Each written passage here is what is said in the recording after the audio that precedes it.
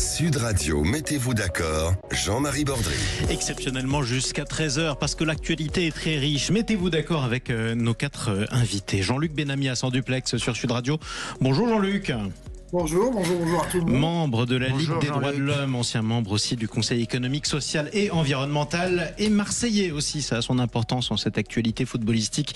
Vous y reviendrez. Arnaud Stéphane est avec nous également. Bonjour Arnaud, fondateur de l'agence La Note de Com. Nous sommes également avec Alexis Bachelet, bonjour. Bonjour.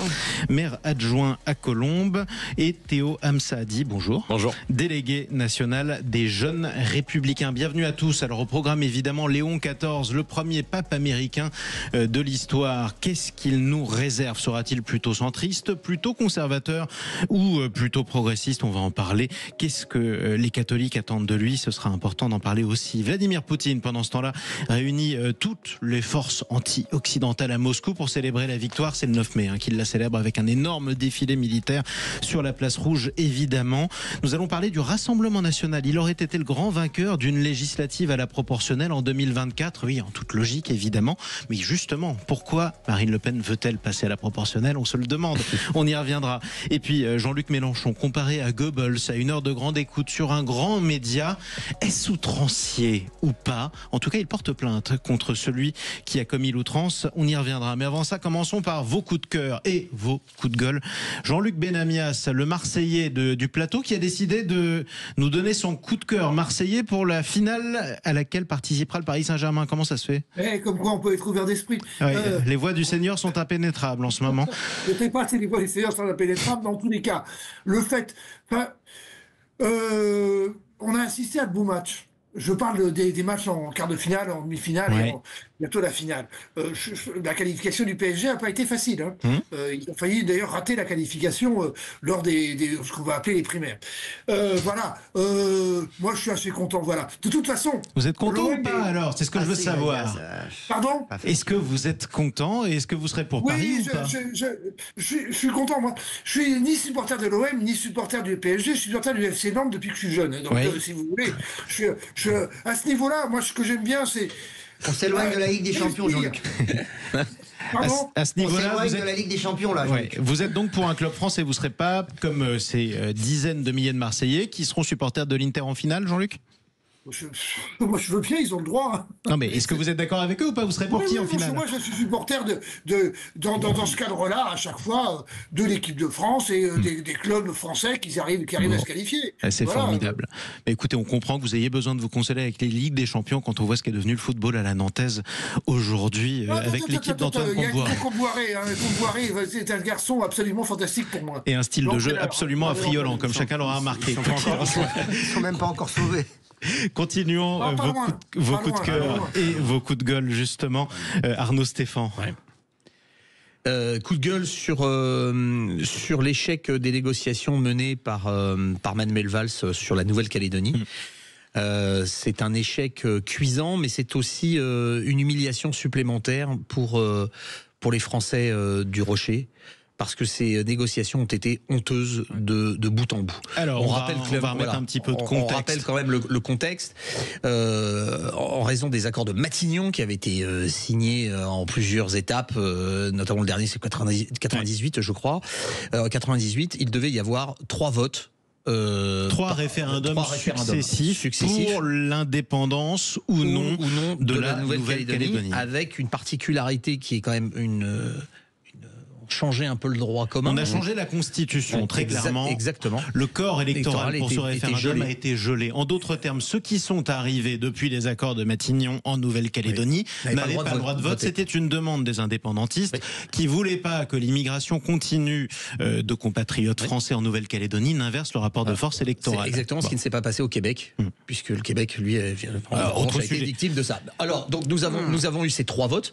Les 3 votes ont été en faveur du maintien de la Nouvelle-Calédonie dans la France contre l'indépendance. Et nous avons donc notre ministre de l'Outre-mer, Monsieur Manuel Valls, qui après les émeutes qui ont ensanglanté la Nouvelle-Calédonie en avril de l'année dernière, et la tension politique qui existe, a réuni les forces politiques et leur a proposé exactement l'inverse de ce qu'avaient décidé les Français du Rocher, c'est-à-dire tout à fait l'inverse, non. Le référendum il portait sur l'indépendance. Manuel Valls n'a pas proposé l'indépendance à la Nouvelle-Calédonie. Si, puisqu'il a proposé une indépendance association avec la double nationalité. Il n'y a pas de nationalité calédonienne, donc ça voulait dire qu'on crée une nationalité. Donc c'était de facto la création d'une indépendance pour la Nouvelle-Calédonie. Ce n'est pas ce que voulaient les Français de là-bas. Ce n'est pas non plus ce que voulait une grande partie des Kanaks, puisqu'il faut savoir quand même que pour résumer, l'île est globalement coupée en deux. Elle est exactement coupée en deux. La province du Sud est contre l'indépendance, mais c'est la plus peuplée, et la province du Nord est plutôt et les îles sont plutôt favorables et à la l'indépendance. banlieue de Nouméa est plutôt peuplée de Kanaks, parmi lesquels il y a un certain nombre aussi d'indépendants. Non, mais il n'y a pas que ça. Non, les Wallisiens sont aussi très représentés. Les Wallisiens sont très représentés, notamment dans la partie sud de l'île. Exactement, on va y revenir. Voilà, vous savez quoi, on va se mettre d'accord avec Arnaud Stéphane et nos autres invités. Dans un instant, restez avec nous sur Sud Radio. À tout de suite. Sud Radio, mettez-vous d'accord, Jean-Marie Bordry. Allez, mettez-vous d'accord sur Sud Radio avec nos 4 débatteurs, Arnaud Stéphane, Alexis Bachelet, Théo Hamsaadi et Jean-Luc Benamias. Nous sommes ensemble aujourd'hui, exceptionnellement d'ailleurs pour certains d'entre eux, jusqu'à 13h. Nous reviendrons sur l'élection du nouveau pape Léon XIV, premier pape américain de l'histoire. Que faut-il en attendre? C'est ce que nous verrons. Mais avant ça, les coups de cœur et les coups de gueule de nos invités. Le coup de gueule d'Arnaud Stéphane porté sur l'attitude de Manuel Valls, ministre des Outre-mer en Nouvelle-Calédonie, qui n'a pas réussi à réconcilier les indépendantistes et les loyalistes. Vous, en un mot, c'était une politique menée par Manuel Valls qui vous scandalisait, Arnaud Stéphane. On va faire réagir nos autres invités. C'était une mauvaise façon qui est faite à nos compatriotes de la Nouvelle-Calédonie. Ils ont voté à 3 reprises contre l'indépendance. Ils s'attendaient justement à avoir un statut particulier, mais comme il peut exister à Tahiti, peut-être un territoire d'outre-mer. Un territoire d'outre-mer avec une collectivité particulière, mais pas une indépendance association comme ce que proposait Manuel Valls. Et effectivement, on en parle aussi avec vous, Alexis Bachelet. Oui, bon, moi je vais pas jeter la pierre à Manuel Valls parce que c'est assez facile dans un studio à 11 000 km de la Nouvelle-Calédonie de dire il faut faire comme ci, il faut faire comme ça. Ça fait quand même maintenant une quarantaine d'années que l'île est secouée par des crises politiques, d'ordre public, etc. Et on sait très bien que les accords de Matignon puis de Nouméa avaient mis fin à une longue période d'instabilité. On est à nouveau dans une phase compliquée. Manuel Valls, il doit en fait essayer de concilier des points de vue inconciliables entre des gens qui sont farouchement contre l'indépendance et pour le maintien dans la République française et une grande partie aussi de la population, il faut quand même se le dire, même si, on va nous faire le coup du référendum, enfin, des référendums à 52%, ça veut dire quand même qu'il y a 48% des gens... Ouais, mais non, mais... Bon, attendez, pardon. On croit qu'on règle le problème à coup de référendum. Moi, je pense qu'à un moment donné, le problème n'est pas réglé par les référendums. Alors, encore une fois, dans les plateaux de télé, c'est facile de dire les référendums, c'est terminé, circuler, l'histoire, c'est terminé. Non, l'histoire n'est pas terminée. La preuve, c'est que il y va pour essayer de trouver d'autres solutions. Pour l'instant, on les a pas. Pourquoi les a-t-on fait voter alors? Parce que c'était à l'époque pour apaiser la situation. Donc en fait, c'était pour rire. Non, c'est pas pour rire, mais en plus, il y a un des référendums qui a été boycotté. Enfin bon, je veux dire, c'est plus compliqué. Pas les deux premiers, parce que les deux. Parce que le dernier, il faut expliquer à nos auditeurs, le dernier a été boycotté. Le dernier a été boycotté parce que les indépendantistes, parce que les deux premiers, ils avaient perdu les deux premiers. Ils savaient que le troisième, grosso modo, ils allaient perdre. Donc ils ont décidé de ne pas s'associer au troisième. Ça, c'est votre interprétation. L'excuse qui avait été avancée par les indépendantistes était que ça ne respectait pas leur période de deuil qui était importante à l'époque.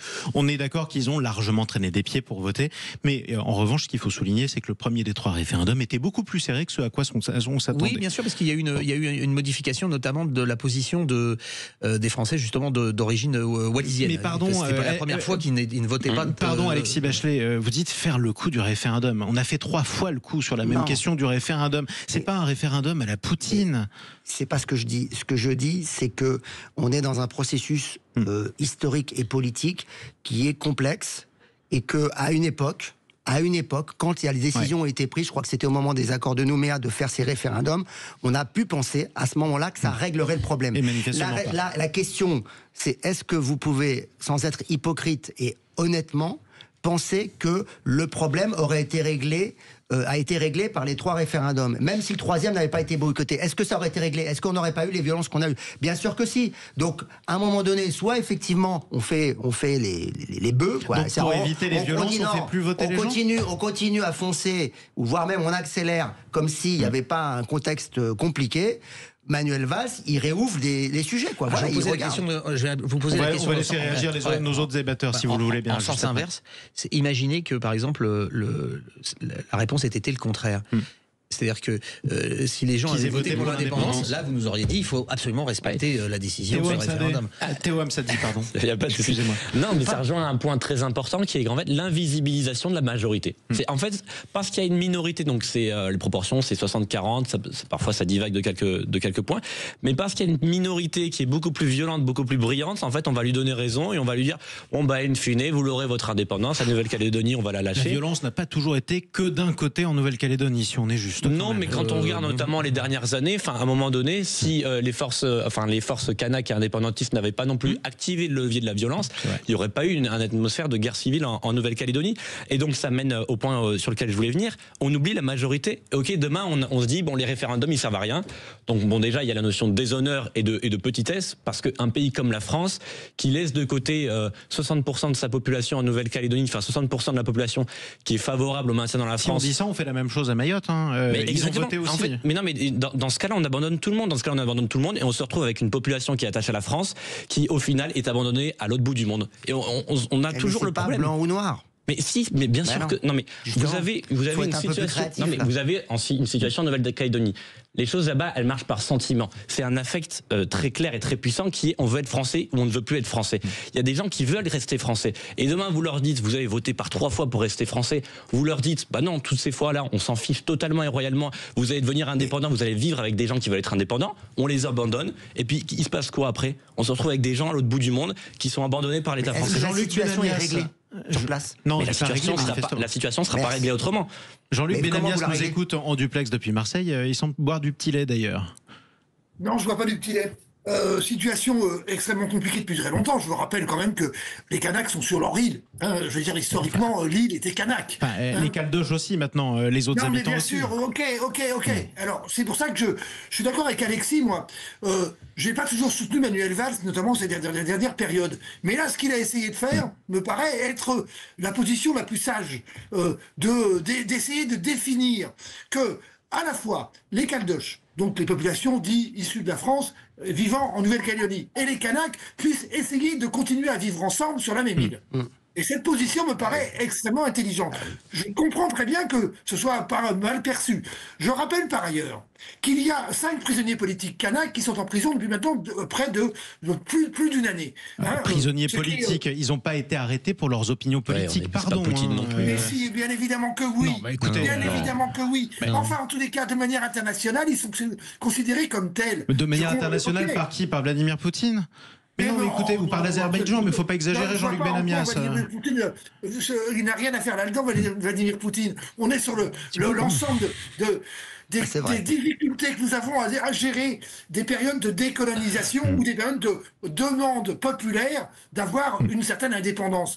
Donc, je répète, ce qu'a essayé de faire Manuel Valls va pour moi dans le bon sens. J'entends que c'est refusé par une partie, évidemment, faiblement majoritaire des habitants historiquement français vivant en Nouvelle-Calédonie. Mais non, pas que, c'est pas vrai. Mais il n'y a pas d'autre solution que ce qui est proposé. D'ailleurs, si vous regardez dans le Pacifique, l'attitude de l'Australie, l'attitude des autres pays du Pacifique par rapport à cela, ils sont eux aussi, ça les embête cette situation. Ils sont pour une situation de compromis. Et je répète, le compromis proposé par Manuel Valls est de mon point de vue, un bon compromis. J'aimerais juste revenir sur Jean-Luc, j'aimerais revenir sur un mot que vous venez d'avoir, parce qu'on l'entend souvent et on entend parfois les mêmes propos sur Mayotte, et ça me dérange parce que j'ai l'impression qu'il y a un deux poids deux mesures entre ce qui se passe en Outre-mer et en métropole. Vous dites historiquement les Kanaks sont chez eux, donc c'est à eux de décider. Si on disait la même chose en Outre-mer, en métropole, on dirait quoi? Pardon, ça voudrait dire que ceux qui sont arrivés que depuis 50 ans ou 60 ans ou leurs enfants auraient pas leur mot à dire? Ils sont aussi français les uns que les autres. Mais non, mais si, c'est ce que vous avez dit. Je pèse mes mots à chaque fois, je n'ai pas dit ça. Mais en quoi quand Alexis dit qu'il y a un problème depuis 40 ans, il n'y a pas un problème depuis 40 ans. Non, c'est plus ancien, Alexis, il y a un problème depuis plus de 200 ans. En quoi un descendant de colons venu de métropole il y a peut-être un siècle en Nouvelle-Calédonie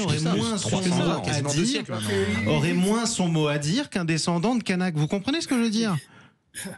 Mais est-ce que j'ai dit autre chose? Mais je vous demande de le préciser. Pourquoi opposer simplement les Caldoches aux Kanaks? Il y a des Kanaks qui votent contre l'indépendance. Il y a eu pendant très longtemps le représentant du camp loyaliste était un député Kanak, il était membre du RPCR, il y avait Lafleur, il y avait, j'ai oublié son nom, Jacques Lafleur et Jean-Marie Djibaou en face. Il y a eu les accords de Nouméa. Oui, c'est ça. Et alors, entre-temps, il y a eu les accords réussis à l'époque dans les années 80 qui ont fait que tout d'un coup, on a essayé de trouver une porte de sortie. Elle n'a pas réussi malheureusement.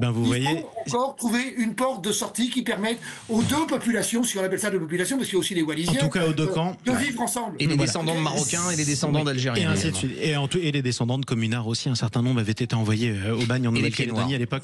Quoi qu'il en soit, si c'est difficile de nous mettre d'accord sur cette question dans ce studio, on imagine que c'est encore pire en Nouvelle-Calédonie, effectivement. Restez avec nous, on va se retrouver dans quelques instants avec Jean-Luc Benamias, Théo Hamsaadi, Alexis Bachelet qu'on entendait à l'instant et Arnaud Stéphane. Tout de suite. Sud Radio, mettez-vous d'accord, Jean-Marie Bordry. Jusqu'à 13h au moins avec vous tous. D'ailleurs, vous pouvez prendre la parole au 0826 300 300 si vous le souhaitez. Nos 4 débatteurs, Jean-Luc Benamias, Alexis Bachelet, Arnaud Stéphane et Théo Hamsaadi. On va reparler évidemment des conséquences de l'élection du nouveau pape Léon XIV, entre autres. Mais avant ça, revenons aussi sur ce coup de cœur d'Alexis Bachelet. On avait besoin de trouver un sujet moins clivant. Je ne suis pas sûr que ce soit ce que vous avez trouvé. D'abord, je ne l'ai pas trouvé. Je pense qu'il s'impose à nous de par l'actualité. Et moi, je voulais, saluer les prises de position de Pedro Sanchez, qui sont anciennes. Le Premier ministre espagnol. Et qui sont constantes sur le sujet de ce qui se passe au Proche-Orient, et en particulier à Gaza. D'abord parce que l'Espagne, je crois, fait partie des pays qui ont reconnu l'État palestinien. En attendant, il y a d'autres pays européens qui l'ont fait, mais... La France a dit qu'elle le ferait peut-être avant l'été, mais surtout, il vient de prendre une initiative diplomatique, et c'est ce qu'on attend aussi de nos dirigeants en Europe, pour, dit-il, saisir l'ONU, l'Assemblée Générale, d'une résolution pour faire cesser le massacre des civils et réouvrir, on en est là quand même, réouvrir des corridors pour que la nourriture et les soutiens humanitaires, sanitaires puissent arriver à Gaza, puisque la situation aujourd'hui à Gaza est à peu près la suivante. Le territoire est totalement sous blocus, y compris sur des biens de première nécessité, donc de la nourriture. Et il y a un des ministres du gouvernement Netanyahou, alors c'est le ministre le plus à droite de l'extrême droite, Smotrich, qui vient de dire que le plan adopté par le cabinet israélien était de découper Gaza en territoires et de le réoccuper militairement. Et si possible de retrouver un moyen d'évacuer, on ne sait pas trop où ni on ne sait pas comment, les 2 millions de Palestiniens civils qui donc subissent depuis maintenant... Je vais vous relire ces propos justement parce que ça fait scandale. Normalement, quand on est normalement constitué, c'est avec un cœur, un cerveau, ça paraît... insupportable. Je cite M. Smotrich, ministre effectivement ultranationaliste, l'aile droite du gouvernement de Benyamin Netanyahou, c'est dire, je le cite, dans quelques mois nous pourrons déclarer que nous avons gagné. Gaza sera totalement détruite. Dans 6 mois, le Hamas n'existera plus en tant que tel. La population de Gaza sera concentrée à partir du corridor de Morak vers le sud. Le reste de la bande sera vide. Les habitants de Gaza seront regroupés dans le sud, totalement désespérés, conscients qu'il n'y a plus d'espoir ni de perspective à Gaza. Ils chercheront donc à se reloger ailleurs pour commencer une nouvelle vie. Voilà, sont les termes employés par un membre haut placé du gouvernement de Benyamin Netanyahou. Est-ce que c'est pas un appel à l'épuration ethnique, Arnaud Stéphane ? C'est la longue continuation d'un projet qui s'appelle le Eretz Israël, que défendent un certain nombre de mouvements nationalistes en Israël, qui est à dire le Grand Israël, qui irait même jusqu'à même prendre d'autres territoires plus loin que la Cisjordanie, même peut-être taper un peu Liban, Syrie, en Jordanie ou en Syrie. Il y a des cartes qui sont sorties par ces mouvements. Je pense que ça sert à rien aujourd'hui d'aller de continuer à mettre une tension de ce type-là sur ce conflit. Je pense que la seule question qui pouvait être acceptée et acceptable par un certain nombre de personnes était l'éradication du Hamas. Aller au-delà, je pense que ça pose un véritable problème, d'autant plus. Est-ce qu'Israël est en train d'aller au-delà revenir, et je vous dis comme quoi je suis très légitimiste.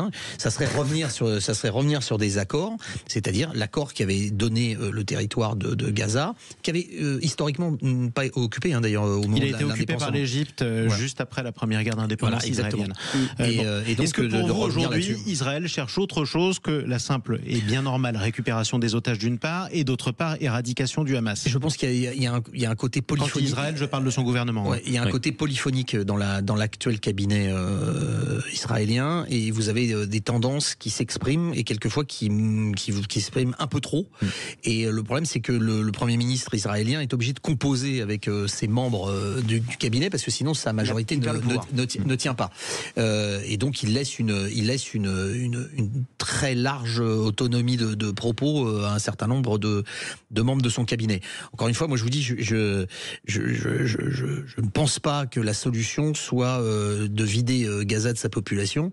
Je pense que la solution, c'était de vider Gaza du Hamas et de créer les conditions pour qu'il n'y revienne plus. Oui. Voilà. À supposer que ce fût possible, mais en tout cas c'était le plan. Je dis juste ça parce que vider la bande de Gaza de sa population, la France et l'OTAN en général ont bombardé Slobodan Milosevic pour exactement la même chose au Kosovo. C'est ce qui lui était reproché, un nettoyage ethnique à l'époque.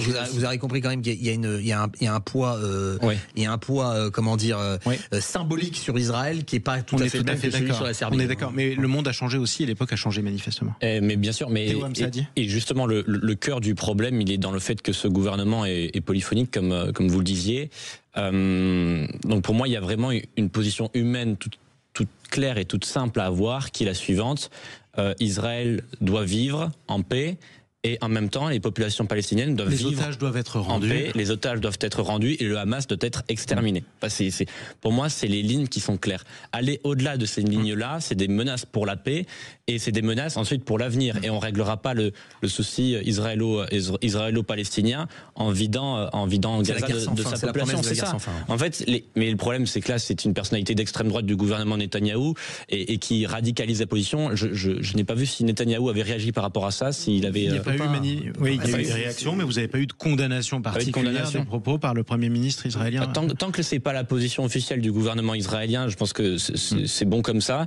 Mais évidemment, pour moi, Israël ne peut pas aller plus loin. Le but ultime de tout ça, c'est de mettre hors d'état de nuire le Hamas. C'est une menace pour la paix. Ouais. Et Mahmoud Abbas, le président de l'autorité palestinienne, d'ailleurs, lui-même, il est entré un peu tardivement dans ce combat-là, quand même très tardivement. Même. Tout le monde. Mais oui, tout le monde d'ailleurs. Mais même ici en France, beaucoup sont entrés tardivement dans le combat. Mais voilà, le combat principal, c'est l'extermination du Hamas. Le reste, ça doit être le retour de la paix. Et je pense que c'est un peu un frein pour la paix. Jean-Luc Benamias. La politique menée par le gouvernement israélien fait tout l'inverse.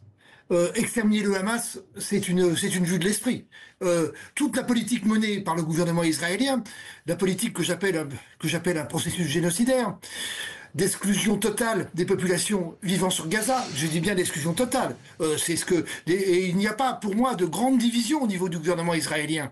Il y a une tendance à faire que globalement, ce que pensent un certain nombre de politiques dans le monde, un certain nombre d'États dans le monde, d'États démocratiques dans le monde, sur le fait de dire maintenant on demande au gouvernement israélien d'arrêter d'affamer l'ensemble d'une population, de faire ce processus que j'appelle processus génocidaire. Et donc, dans ce cadre-là, il n'écoute pas. Et donc, effectivement. Il y a derrière tout ça, une politique menée qui va effectivement dans cette politique absolument insensée du Grand Israël. Cette politique-là, quelqu'un l'a dit tout à l'heure, si on doit aller jusqu'à être en guerre avec le Liban, la Syrie, la Jordanie, ça ne cessera jamais. Donc, clairement, moi, ce qui m'intéresse, c'est de regarder ce qui se passe en Israël, c'est de voir comment une partie de la population israélienne ne fait pas commencer d'ailleurs, ça fait des ça semaines fait et des longtemps, semaines, hein. Ça fait des mois. Ouais. des semaines et des semaines qu'il y a des énormes manifestations dont on parle très peu en France, de gens demandant évidemment, des familles des otages demandent absolument à ce qu'on s'occupe prioritairement des otages, ce qui n'est pas le cas du gouvernement israélien qui a l'air de s'en foutre totalement, et une autre partie qui dit maintenant on arrête, on a les accords de paix qui avaient existé dans les années antérieures, sur les accords de paix évidemment qu'il faut rediscuter, mais clairement personne ne gagnera dans cette affaire et on ne supprimera pas l'idée palestinienne, le sentiment palestinien en faisant ce qui est fait en ce moment. Après, voilà. reste quand même. Je n'ai pas de solution miracle vu la situation aujourd'hui. Je redis ce que j'ai dit au départ. Penser qu'on supprimera le Hamas est une vue de l'esprit. Oui, quoi qu'il en soit, si le Hamas décidait aujourd'hui de libérer et de rendre tous les otages, les derniers qu'il garde, peut-être que la pression serait supérieure sur le gouvernement. Très bien. Il faudrait encore que le gouvernement israélien cherche vraiment à faire que les otages soient libérés. Il faudrait que le Hamas veuille les libérer aussi. Le principe d'otage, je sais qu'il y a des gens redoutables. Quoi qu'il en soit, on en reparlera évidemment de cette guerre qui est absolument dramatique. Merci beaucoup Jean-Luc Benamias, restez avec nous. Restez tous avec nous, mettez-vous d'accord, on se retrouve dans un instant. On va parler de la meute. Tiens, la France Insoumise, le livre sur la France Insoumise qui dépeint Jean-Luc Mélenchon quasiment dictateur interne. On va en parler dans un instant. Sud Radio, mettez-vous d'accord, Jean-Marie Bordry. Il est 11h29 sur Sud Radio, on est ensemble jusqu'à 13h. L'actualité qui nous fait débattre avec Jean-Luc Benamias, Théo Hamsadi, Arnaud Stéphan et Alexis Bachelet. Le nouveau pape, que faut-il en attendre? Je vais le dire en français, ce sera mieux. Nous allons revenir aussi sur le défilé de la victoire du 9 mai 1945. C'est sur la place Rouge. Aujourd'hui, c'est Vladimir qui l'organise avec tout le camp anti-occidental. Mais avant ça, les coups de cœur et les coups de gueule de nos débatteurs. Théo Hamsadi, coup de cœur sur un livre, coup de gueule sur ce dont parle le livre. Exactement, mon coup de cœur, donc c'est sur la meute des journalistes Charlotte Belaïch de Libération et Olivier Perroux du Monde. Coup de cœur, pourquoi? Parce qu'en fait, il permet d'illustrer et de montrer à la face du grand public ce qu'on sait déjà en réalité depuis longtemps, c'est-à-dire que LFI est un peu une succursale de l'ex-Union soviétique.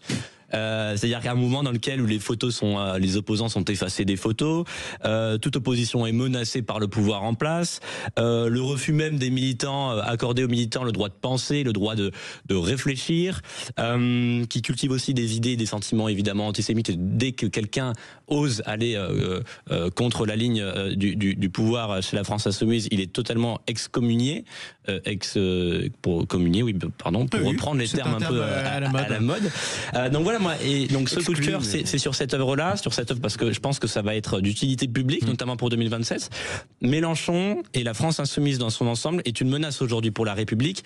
Et je pense qu'honnêtement, on devrait prendre la menace de Jean-Luc Mélenchon très au sérieux, le mouvement très au sérieux, parce qu'on a vraiment toutes les graines d'un autoritarisme, et je pèse mes mots, c'est-à-dire que quand on en vient à insulter même les journalistes dès qu'ils posent des questions, à refuser toutes les questions, la démocratie, le débat, quand on refuse aux gens le droit de penser, quand on efface les opposants des photos, ça en dit long quand même sur la pratique du pouvoir pour quelqu'un qui veut accéder à l'Élysée ensuite. Alors il y a un certain nombre de turpitudes listées dans ce livre qui ont déjà été pratiquées dans un certain nombre d'autres partis politiques, bien mais évidemment, autant dans le même, c'est vrai que ça semble nouveau, Alexis Bachelet. Alors moi, quand même, je voudrais faire une petite mise au point. Je trouve que c'est très sévère de comparer le mouvement de Jean-Luc Mélenchon à l'Union soviétique. Oui. Ça dépend à quelle époque. Parce qu'à un moment donné, le comité central du PCUS était beaucoup plus démocratique que le mouvement de Jean-Luc Mélenchon. Je suis désolé, mais reprenez les minutes à l'époque de Brejnev, tout ça, ça décidait pas tout seul. Il faudrait remonter à Staline, où là, vraiment, surtout à la fin du stalinisme, où là, c'est vraiment Staline qui décidait tout seul. Et là, il n'y avait pas de collégialité. Oui, mais on va aussi prendre un peu de mesure. Vous aviez des camps de concentration en URSS, y compris sous Brejnev. C'est passé à la France Insoumise. Non, mais c'était une pointe d'humour. Parce que bon, faut comparer ce qui est comparable. Soyons raisonnables. On viendra avec une comparaison douteuse. Vous n'avez pas connu l'Union soviétique, mais voilà. Dieu merci. Alors que le camarade Stéphane, c'est une excuse. Le camarade Stéphane de la cellule de Denis. Si vous avez des cadeaux à faire pour les fêtes, il faut offrir les 2 livres. Donc il y a 2 livres à offrir. C'est celui sur la meute. Et il y en a un avant qu'il faut lire pour bien comprendre en réalité de quoi on parle. C'est le livre de Bazin qui a été le livre de Bazin sur Boussel-Lambert qui s'appelle Le Caïd Rouge. qui est sorti l'année dernière, qui explique le fonctionnement de la formation politique d'où est issu Monsieur Jean-Luc Mélenchon, c'est-à-dire le Parti communiste internationaliste, tendance Lambert, et que c'est le lambertisme, c'est exactement ça, c'est-à-dire c'est cette pratique de la pression permanente sur les militants, c'est les excommunications, c'est on vire par pan entier, quelquefois plusieurs centaines de militants d'un coup, on élimine un certain nombre de personnes, et surtout on pratique cette tension permanente à la fois dans le discours et à la fois dans la pratique politique. Donc pour vous, ce qui se passe est logique. Oui, parce que c'est une pratique politique. Il n'y a pas d'étonnement. Pour ceux qui connaissent un petit peu l'histoire de ce qu'on appelle l'extrême gauche par facilité de langage, mais particulièrement les mouvements trotskistes, et particulièrement celui-ci, c'est-à-dire... D'ailleurs, il y a un truc qui est amusant, c'est que Jean-Luc Mélenchon, ces derniers temps, quand il fait des réunions, il les fait d'ailleurs au siège, souvent, du PCI. Aujourd'hui, à Paris. Et que, en loose day, il a fait élire aux élections législatives le secrétaire général du parti du PC, du POI, du Parti ouvrier, du Parti ouvrier internationaliste, qui est aujourd'hui député à l'Assemblée nationale. C'est peut-être le moment pour Jean-Luc Benamias de nous dire s'il a été trotskiste dans sa vie. Parce que là, ça serait un coming out intéressant. Il ne dit pas, ça c'est celui-là. Je pense être un grand spécialiste du trotskisme mondial. Mais je n'ai jamais été trotskiste dans ma vie. J'ai commencé, ma première adhésion était au PSU, Parti Socialiste Unifié. De Michel Rocard. Quel courant?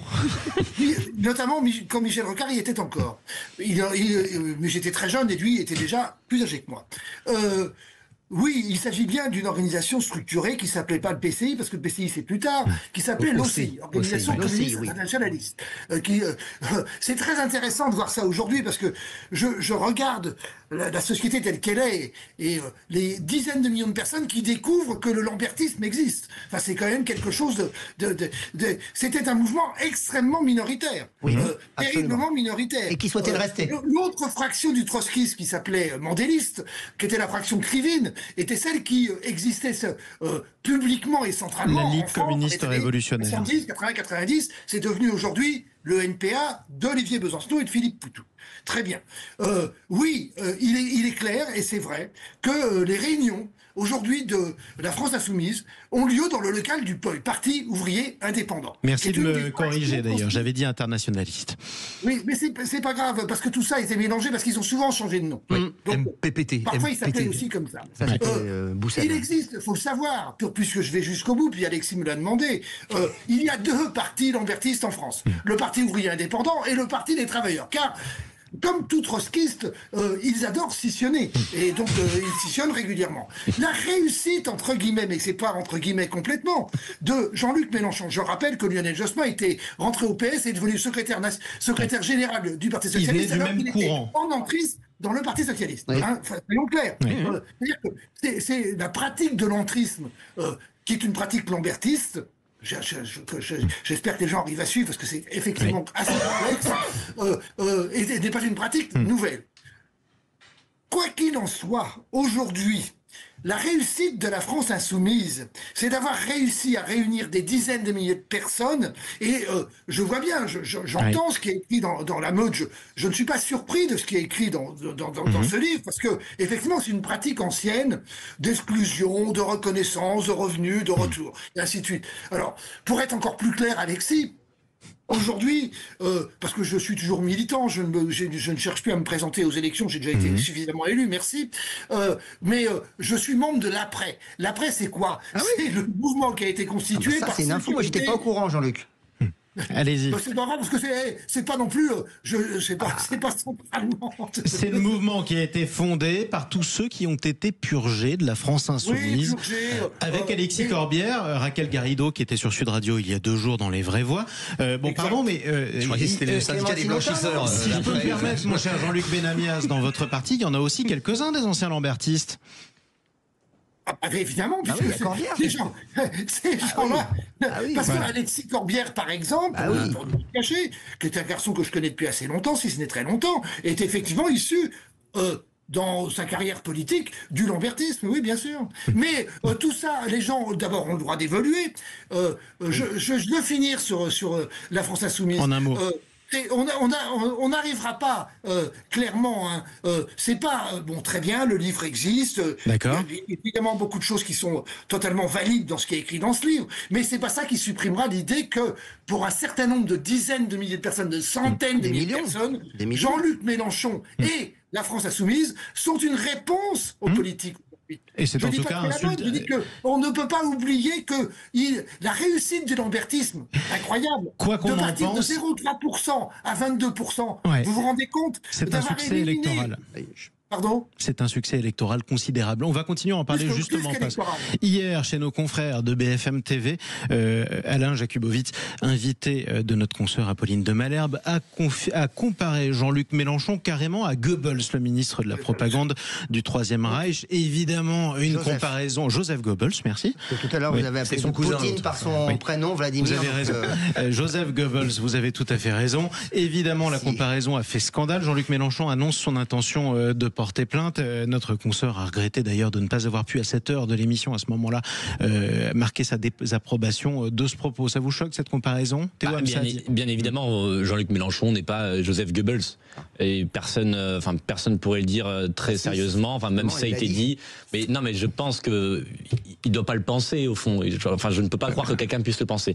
Par contre, ce qui est quand même après regrettable, c'est qu'en fait Mélenchon va utiliser ça très clairement pour un peu se passer en victime, alors qu'en réalité il jette de l'huile sur le feu depuis des années, sur tout ce temps-là, depuis des années. Et il n'est pas question de légitimer ou d'excuser du tout ce qui a été dit. Au contraire, vraiment, il ne faut pas faire ce genre de comparaison parce que c'est pas utile au débat public.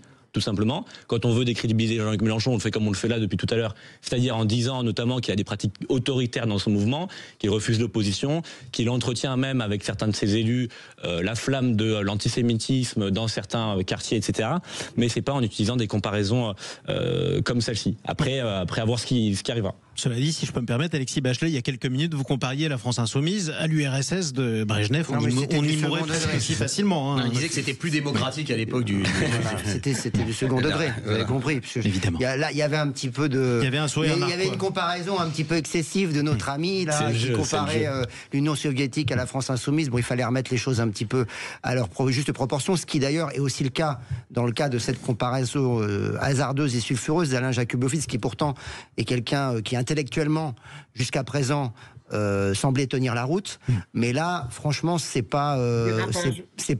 un dérapage, mais j'ai envie de dire, c'est même un peu plus grave que ça, parce que au final, quand on sait qui est Joseph Goebbels, son parcours, c'est quand même un des dirigeants nazis les plus fanatiques, et qui s'est suicidé dans le bunker d'Hitler. C'était le ministre de la propagande. Et qui a assassiné ses enfants. Et qui a même assassiné ses 6 enfants, qui les a empoisonnés. Dans un monde qui les a empoisonnés au cyanure avant de se donner la mort avec son épouse. Donc c'est quand même quelqu'un dont le parcours est marqué par un fanatisme, c'est même plus quelqu'un d'extrême, c'est une radicalité complètement folle, qui était celle du régime nazi, mais alors jusqu'au bout, portée jusqu'au bout.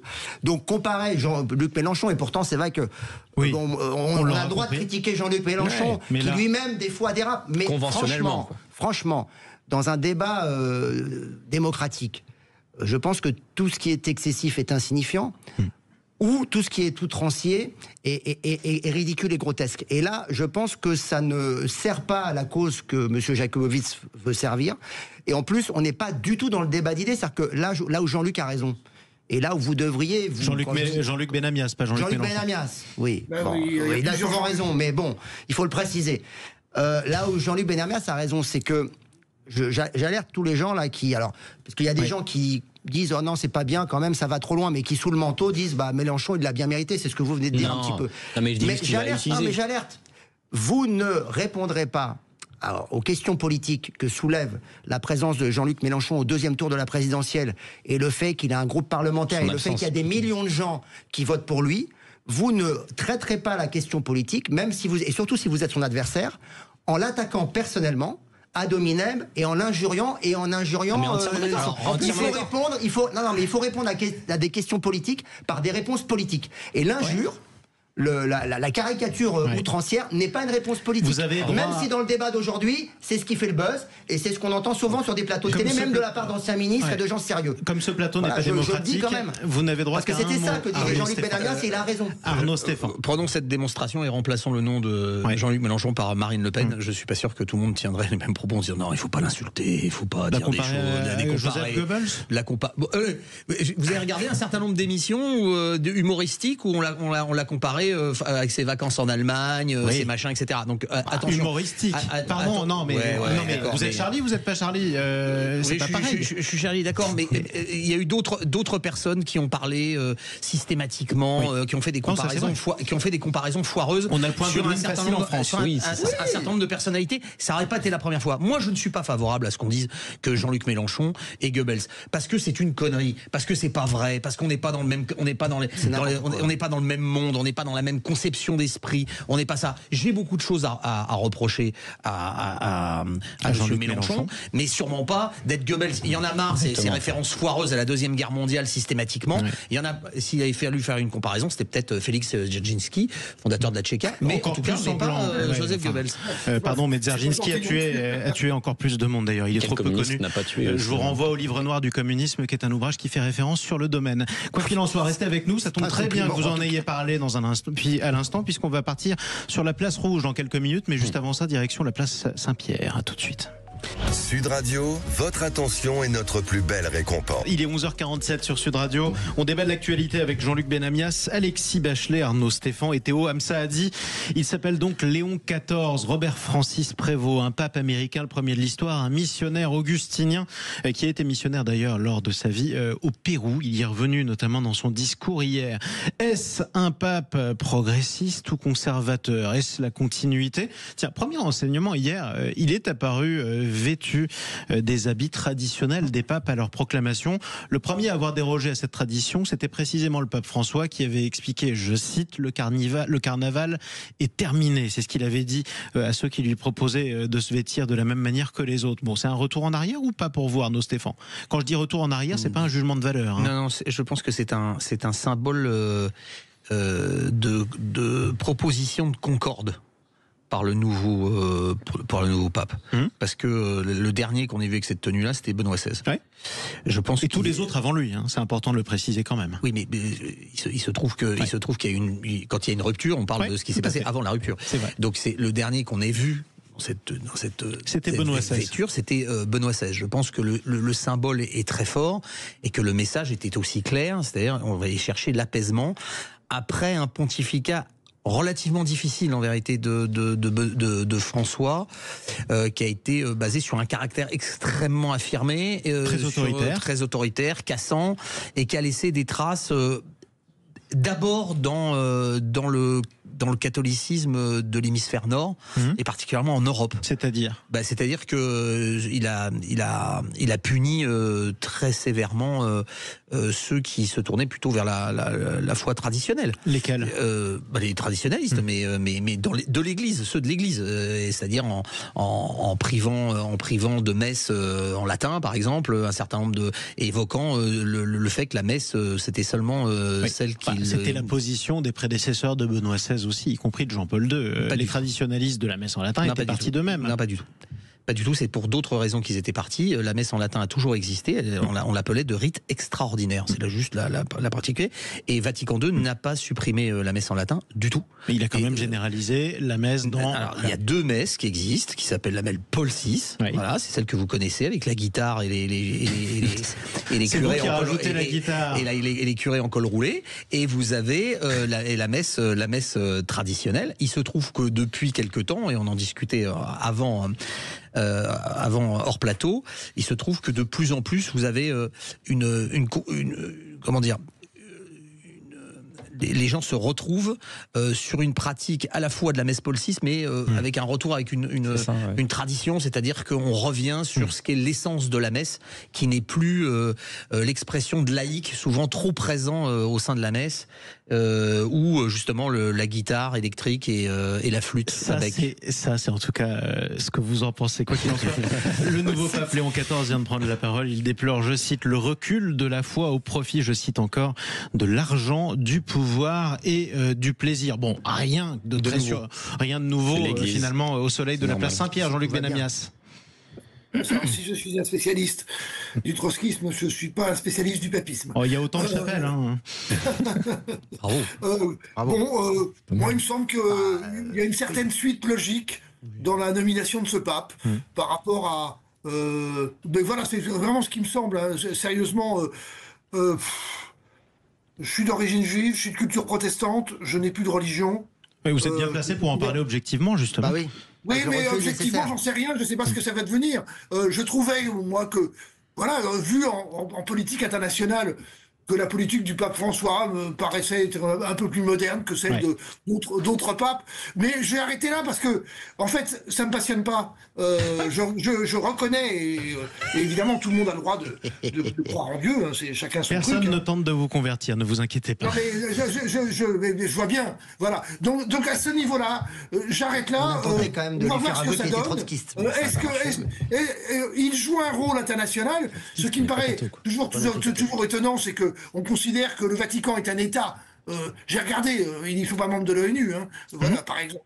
Bon, vous voulez annexer le Vatican. On en reparlera. Ça sera peut-être un prochain débat. Ça sera pas le premier. Hein, parlons des positions politiques de ce nouveau pape. Parce qu'il s'est exprimé publiquement, y compris sur le compte Twitter à l'époque où il n'était que cardinal.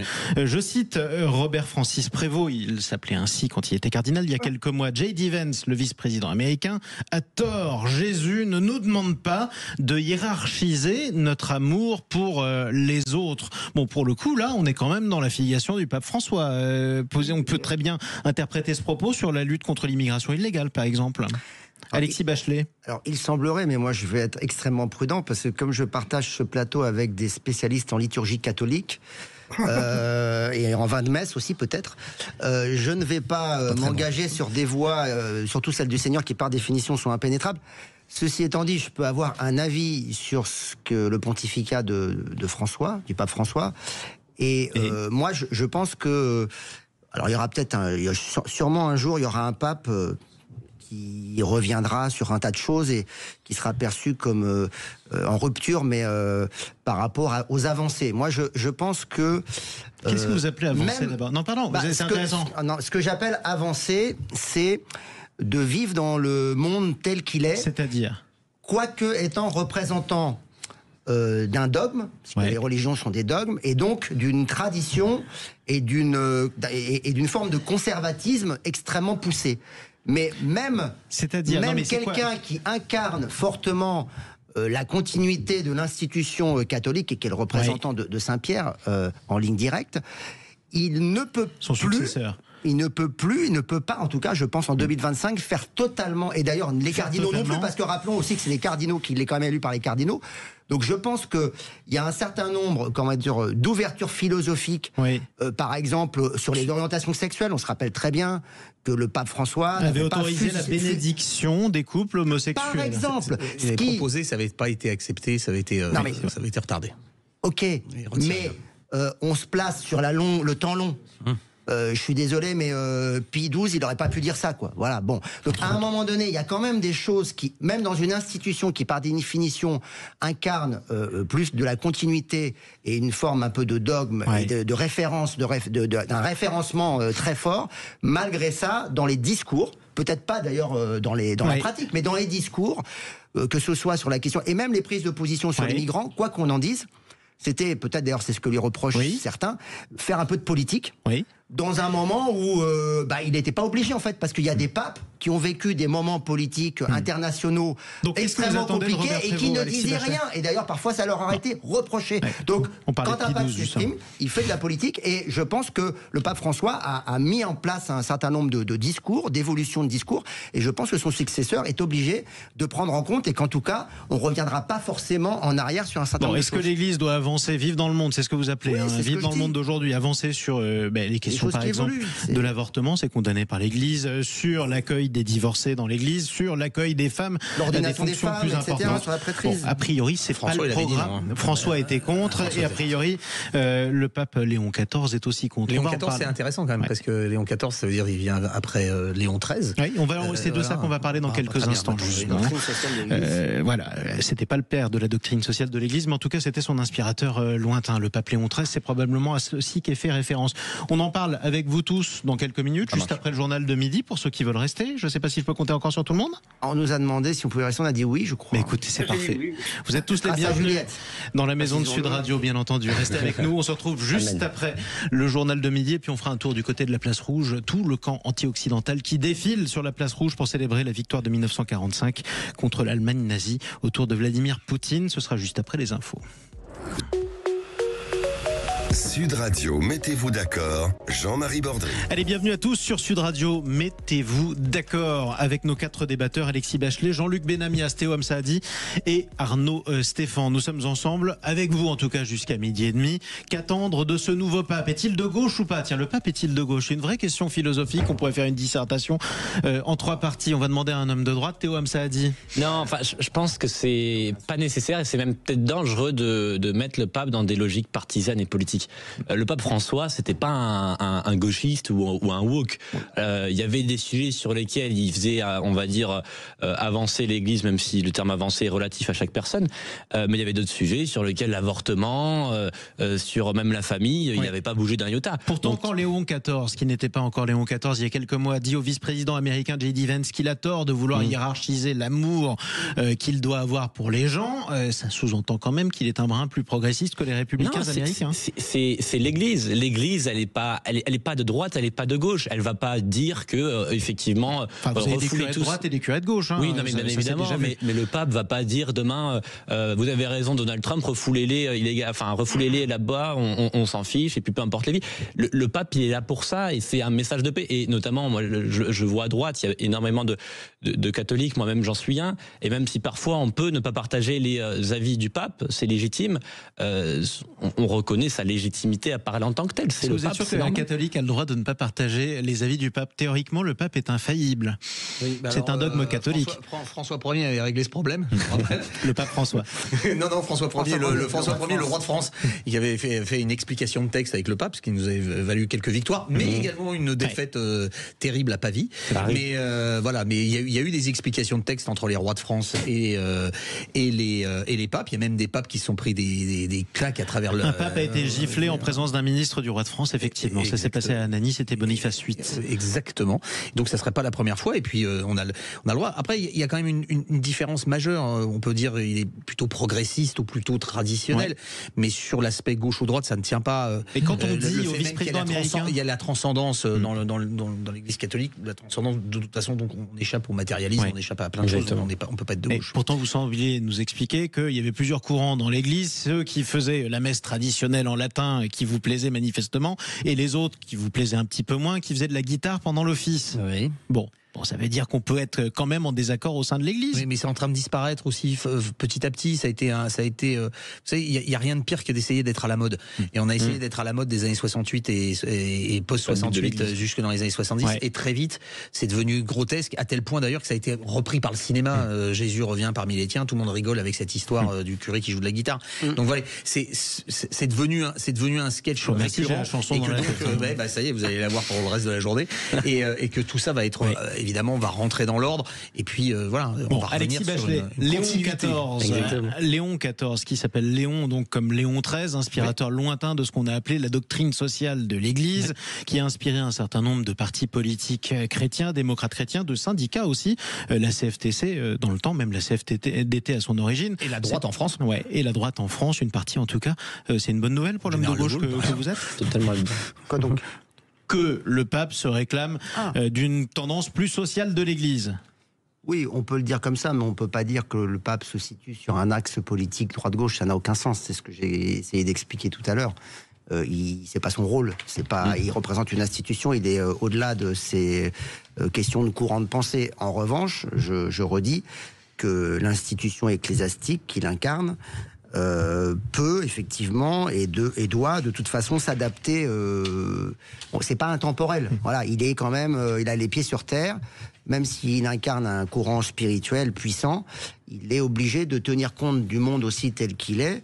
Et puis par ailleurs, il y a aussi une chose qu'on mesure peut-être pas trop, puisque nous on est en France et qu'on est assez centré sur ce qui se passe en France ou en Europe, mais c'est que le poids de l'Église n'est plus le même en Europe et dans les pays occidentaux qu'il a été. Et aujourd'hui, il y a plus de croyants en Amérique du Sud et en Afrique, et même un peu en Asie, qu'en Europe. Et donc, on verra dans les années qui viennent que, parce qu'on avait dit, oui, François, c'est le premier pape issu du tiers-monde. Bon, d'abord, ça veut rien dire le tiers-monde aujourd'hui, puisque l'Argentine, c'est quand même un pays qui n'est pas tout à fait le tiers-monde. Et puis, le tiers-monde, il avait vocation à devenir comme tout le monde, c'est-à-dire à devenir des pays un peu qui se développent, etc., notamment au niveau économique et social. Et donc, c'est peut-être un des derniers papes issus du monde occidental, puisque là, on a encore un pape issu du monde américain, donc issu du monde occidental. D'origine française. Français et italien, ouais. Voilà, italien-espagnol, je crois. Enfin, je crois que c'est ça. Il a été missionnaire par ailleurs au Pérou. Mais alors oui, justement, ça c'est pour le storytelling, pour dire oui, mais attendez, il connaît quand même l'Amérique du Sud, parce qu'il a été au Pérou, etc. Et même péruvien, il a la nationalité là où péruvienne. vous avez raison de souligner, est-ce que vous avez raison de souligner, et vous le soulignez avec brio, bien entendu, c'est que la majorité des catholiques aujourd'hui ne sont pas en Occident. Il se trouve aussi que ces catholiques que vous trouvez en Amérique du Sud, en Afrique ou même en Amérique du Nord sont massivement beaucoup plus conservateurs sur les questions de société que tous ceux que vous trouvez en Afrique. Mais ils sont peut-être sur les questions de société ou de famille stricto sensu, mais peut-être que par exemple sur la question des migrations, ils ont peut-être pas le même regard. Mais c'est ce qui explique. D'ailleurs, c'est ce qui explique. Et c'est peut-être pour ça que le pape François, les nations africaines, le message, le fameux tweet de celui qui à l'époque n'était encore que cardinal, qui a beaucoup tweeté. C'était un cardinal tweet, retweeteur. Et 400, je crois, on en a compté quelque chose comme ça, ce qui est beaucoup pour un cardinal. Et que évidemment, peut-être que le message était aussi un message qui s'adressait à son bassin de population, c'est-à-dire l'Amérique du Sud, parce que les propos de J. Evans, c'était sur justement ces migrations qui venaient d'Amérique du Sud, centrale, etc., vers les États-Unis. Lui-même étant venu 20 ans là-bas, et donc de nationalité péruvienne. Il a acquis la nationalité péruvienne, exactement. Vous avez raison. Voilà, et donc c'était un clin d'œil en tout cas. Donc on en reparlera, quoi qu'il en soit. Mais c'est important parce que la doctrine sociale de l'Église, c'est aussi la droite, que tout à l'heure vous avez dit, c'est la droite, c'est d'abord la droite. La droite n'est pas libérale, le libéralisme, c'est une idée de gauche. Jusqu'au général de Gaulle, la doctrine sociale de l'Église aide à créer l'économie et la philosophie autour de l'économie. C'est bien plus tard, avec Chirac et tout ça, qu'on va partir sur le libéralisme. Chirac était vraiment libéral pour vous ? À partir de 86, en tout cas, la cravate au vent, etc. C'était plus facile d'être libéral après François Mitterrand et son élection à l'Élysée. Allez, on va reparler dans un instant. Direction la Place Rouge, à suivre le défilé de la victoire du 9 mai, 80 ans après la défaite de l'Allemagne nazie. Vladimir Poutine réunit notamment la Chine, mais aussi le Brésil, pour célébrer les 80 ans de la victoire de l'Union soviétique contre l'Allemagne nazie. Vladimir Poutine qui affirme que la Russie continuera à se battre, je cite, contre le nazisme, la russophobie et l'antisémitisme. Dans cet ordre, à tout de suite. Sud Radio, mettez-vous d'accord, Jean-Marie Bordry.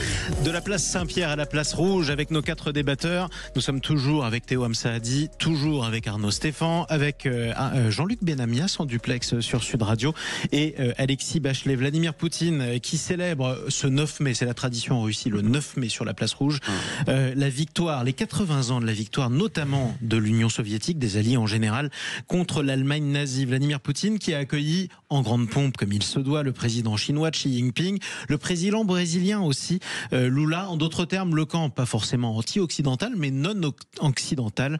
Défilé de forces militaires aujourd'hui sur la place Rouge, Vladimir Poutine dans son discours qui affirme que la Russie se battra contre le nazisme, la russophobie et l'antisémitisme. Arnaud Stéphan, est-ce que c'est une récupération, cette bonne guerre vous me direz, de la victoire du 9 mai pour essayer de mettre en scène une victoire russe en Ukraine, à supposer qu'elle est vraiment... C'est sûr que c'est un moyen de communication et d'influence massif. C'est aussi la volonté de démontrer que la Russie n'est pas seule. et encore Modi n'a pas pu venir puisque le premier ministre indien, pour la bonne raison que ça échappait à personne, qu'il y avait une crise très très grave entre l'Inde et le Pakistan ces derniers temps. Donc il a annulé 48 heures avant de venir. Mais enfin, mais il y a d'autres représentants indiens qui sont là. Quand on vous explique, et en tout cas pour la Russie, c'est important de dire qu'elle est isolée et que vous avez 2 milliards, vous avez presque 3 milliards de personnes qui sont vos amis. En tout cas, les chefs d'État de 3 milliards de personnes qui sont vos amis. Vous n'êtes pas si seul que ça. Et qu'il fallait voir aussi, et la présence de Lula est quand même très importante. Le Brésil, pays très important d'Amérique du Sud, géant économique et démographique en devenir. C'est important. Quand vous avez, moins important, Maduro, ça a dû faire plaisir à M. Mélenchon. Et puis, il fallait quand même en faire une petite vanne, même si c'est pas Goebbels, on peut faire une vanne avec Maduro. Et puis, vous avez aussi quand même 2 représentants européens qui étaient là. Vous avez le président. Non, la Hongrie n'était pas présente. Non, le Slovaque, Fico était là, et également le Premier ministre serbe, me semble-t-il.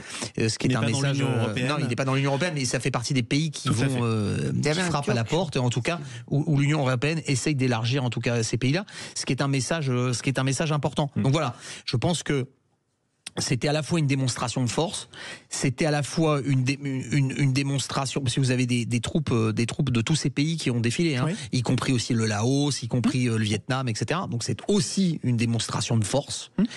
C'est d'abord aussi une immense opération de propagande, mais ça on est habitué depuis toujours avec la Russie, enfin toujours, au moins depuis 90 ans, de cette démonstration aussi d'influence et de puissance. Voilà. Qu'est-ce que ça veut dire aussi ? Il ne faut pas oublier, là c'est le 9 mai, c'est-à-dire c'est la victoire à l'ouest. Il ne faut pas oublier que la Russie est un immense pays asiatique aussi, et qu'il a participé également au conflit sur les 2 fronts, puisque l'armée russe s'est battue également contre les Japonais et est intervenue. Ils ont envahi la Mandchourie en août. D'abord, c'était pas l'armée russe. Les îles Sakhalines et tout ça aussi. Juste, c'était pas l'armée russe, c'était l'armée soviétique. Rouge.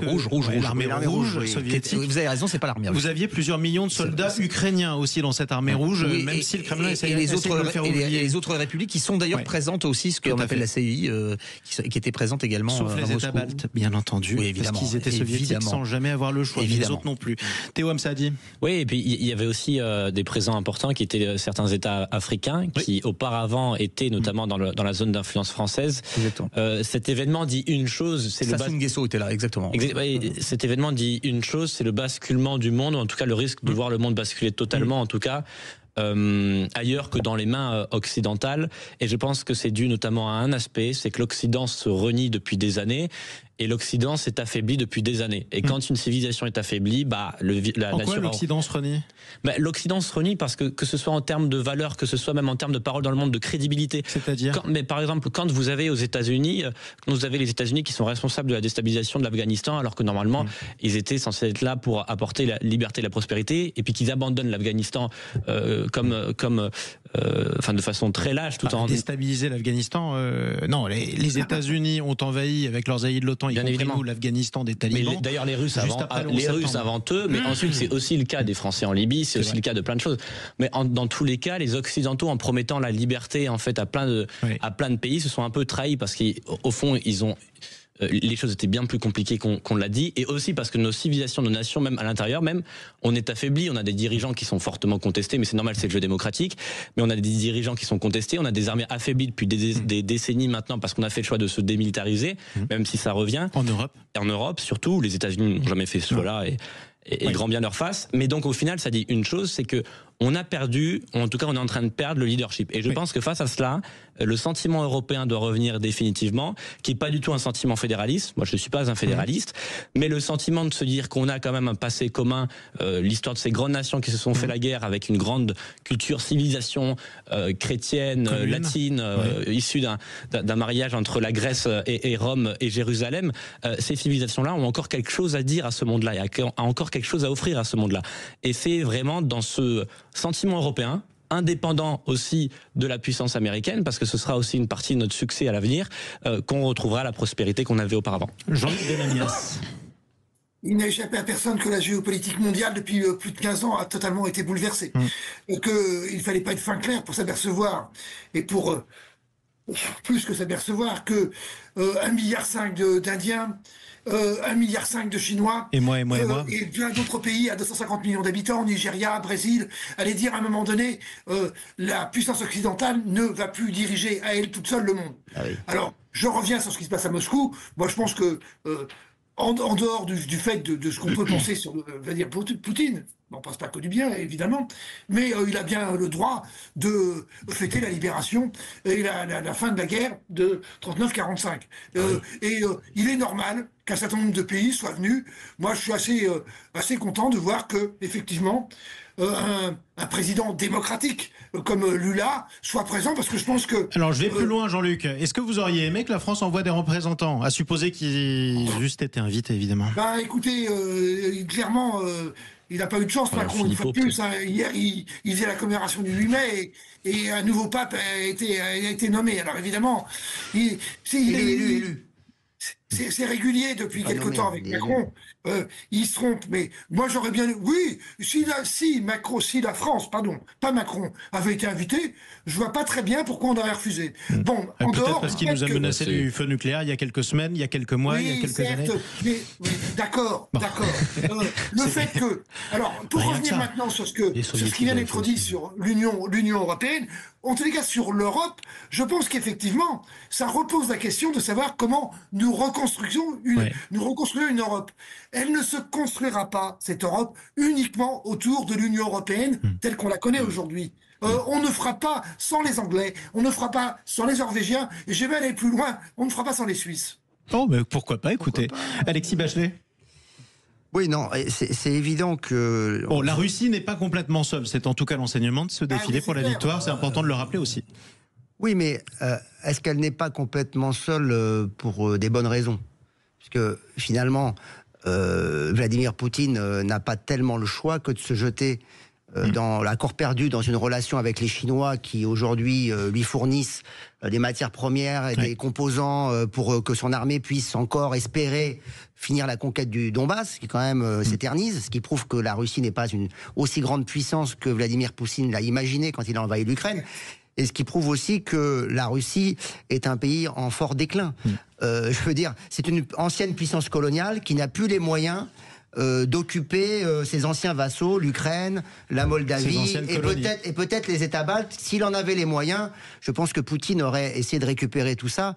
Aujourd'hui, il s'est arrêté à quelques kilomètres de Kharkiv, ce qui n'est pas bon signe. Plutôt, les Ukrainiens l'ont arrêté à quelques kilomètres de Kharkiv. J'ajoute que quand on fera le bilan, alors évidemment, aujourd'hui, Vladimir Poutine, il réécrit toute l'histoire. Donc il réécrit évidemment l'histoire de la guerre avec l'Ukraine. Donc il a fait la guerre parce que les Ukrainiens sont tous d'affreux nazis. Et puis il a aussi réécrit l'histoire de la Seconde Guerre mondiale. Parce que si la contribution de l'Union soviétique à la victoire sur le nazisme est évidemment énorme. Oui. Ce qu'il ne faut pas oublier, c'est que fin 41 et début 42, l'armée rouge a réussi à bloquer les armées nazies grâce aux camions envoyés par les Américains et grâce aux chars envoyés par les Anglais, avec des avions, etc., des munitions, etc. Et ça, c'est complètement rayé de l'histoire officielle. La Grande Guerre patriotique, c'est que les Russes, enfin que l'Union soviétique tout seul, sans personne. Bon. C'est faux, c'est archi faux. L'Union soviétique était en grande difficulté en fin 1941 et ils étaient bien contents d'avoir des matériels envoyés par les Anglais et les Américains. La France ne va pas donner de leçons dans ce domaine-là aussi. Donc c'est dommage qu'on n'ait pas pu y aller, parce qu'effectivement on y a toute notre place dans cette commémoration en Russie, mais évidemment la situation géopolitique est telle qu'aujourd'hui les Russes ont fait le choix d'être en guerre contre l'Occident, et en particulier surtout contre les Européens. Mais quand on regarde la situation démographique, le pays perd des habitants. La situation économique, aujourd'hui, toute l'économie tourne autour de la question militaire, mais je veux dire, les infrastructures se dégradent, la santé, c'est catastrophique. Là aussi, ne sortira pas grandi de cette séquence. Un mot pour conclure. Arnaud Stéphan. Il y a l'effet de contraste. Vous avez à la fois cette opération d'influence, cette volonté de démonstration de puissance, mais à la fin, on a quand même l'impression que c'est tous les méchants de James Bond qui se sont mis ensemble sur la tribune. C'est un peu cette impression-là. Les baisers de Russie en quelque sorte. Bravo. Exactement. Allez, merci à tous les quatre d'être venus débattre et de vous être largement mis d'accord sur un certain nombre de questions aujourd'hui sur Sud Radio. Jean-Luc Benamias, Arnaud Stéphan, Théo Hamsaadi et Alexis Bachelet. On va se retrouver dans quelques instants. Retourner place Saint-Pierre. Comment le monde a accueilli l'élection de Léon XIV? Comment l'Église a accueilli l'élection de Léon XIV? Qu'est-ce qui se dit parmi les clercs? Notamment, c'est ce qu'on demandera à l'un de nos invités. Et puis surtout, quel est le rapport de force qui a permis à un Américain d'être élu au nez à la barbe de tous les observateurs? On en parle dans un instant. Sud Radio, mettez-vous d'accord, Jean-Marie Bordry. Allez, bienvenue à tous sur Sud Radio, il est 12h31 précisément. Vous l'avez vécu hier en direct sur Sud Radio. Qu'est-ce que l'élection du nouveau pape et sa proclamation, le nouveau pape Léon XIV, révèle de l'Église d'aujourd'hui? On va en parler avec nos deux invités qui nous rejoignent. Daniel Duigou, bonjour. Bonjour. Vous étiez avec nous hier en direct, vous le découvriez en même temps sur Sud Radio, vous êtes prêtre au diocèse de Paris et vous étiez l'auteur notamment de cette lettre ouverte d'un curé au pape François. Qu'avez-vous envie d'écrire au pape Léon? Vous nous le direz dans un instant. François Mabille est également avec nous. Bonjour. Bonjour. Chercheur associé à l'IRIS, directeur de l'Observatoire géopolitique du religieux. Par quel mouvement des plaques tectoniques un pape américain a été élu alors même qu'on s'attendait à voir un Italien? Vous allez nous le dire aussi dans un instant. Mais avant ça, ce moment d'histoire que vous avez vécu hier sur Sud Radio, nous allons le réentendre dans quelques instants. Est-ce que vous étiez surpris l'un et l'autre de ce choix? Daniel Duigou, vous l'avez dit hier. Oui, très surpris parce qu'il ne faisait pas partie des premiers favoris, disons. Et deuxièmement, il est américain. Et mes confrères, souvent, lorsqu'on se parlait, on se disait, ah ben non, pas un Américain. Et c'est un Américain. C'est une grande surprise. Ça montre que les cardinaux ont une certaine indépendance. Et ça montre aussi, sans doute, qu'il s'imposait par lui-même, quoi. 24 heures, en 24 heures, l'élection d'un pape, c'est un exploit, je dirais. C'est d'autant plus un exploit qu'ils étaient 83 à voter, oui. Ce qui est beaucoup plus difficile pour Jean XXIII, il n'était que 55, ce qui est beaucoup plus facile. Donc c'est une autorité qui est donnée au nouveau pape. Oui, et justement, on va revivre ce qu'on a vécu avec vous hier en direct, mon cher Daniel Duigou.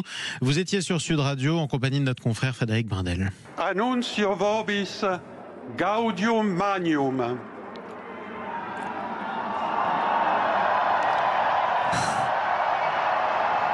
Habemus papam.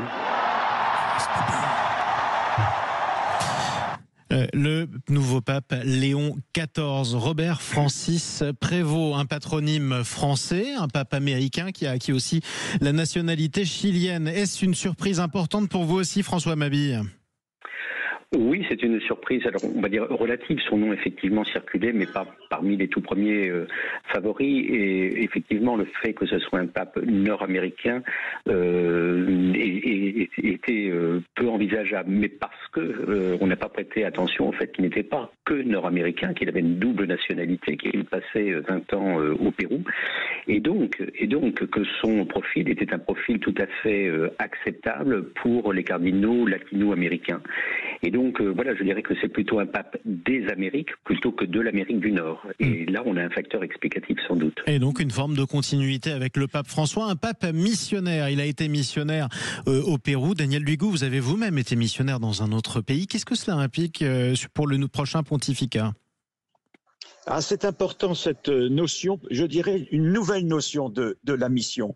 Il s'agit moins comme à d'autres siècles, au 19e, d'imposer une façon de vivre, mais plutôt de témoigner. Témoigner et témoigner en étant en soi une parole. Il ne s'agit pas pour l'Église de se situer au-dessus du monde avec un jugement et de dire ce qu'il faut faire ou pas faire, notamment en matière de mœurs, mais plutôt un accompagnement des hommes et des femmes qui s'interrogent évidemment sur un monde complètement nouveau qui est en train de naître. Pas de certitude, mais oser s'interroger sur l'avenir de l'homme, l'avenir de l'humain face aux nouvelles technologies, aux découvertes de la science, des sciences, face à l'intelligence artificielle. Quel est l'avenir de l'homme? L'Église est accompagnant le monde. Oui, l'Église qui accompagne le monde dans une posture, si je vous suis, plus modeste, en tout cas, que ce que cela aurait pu être.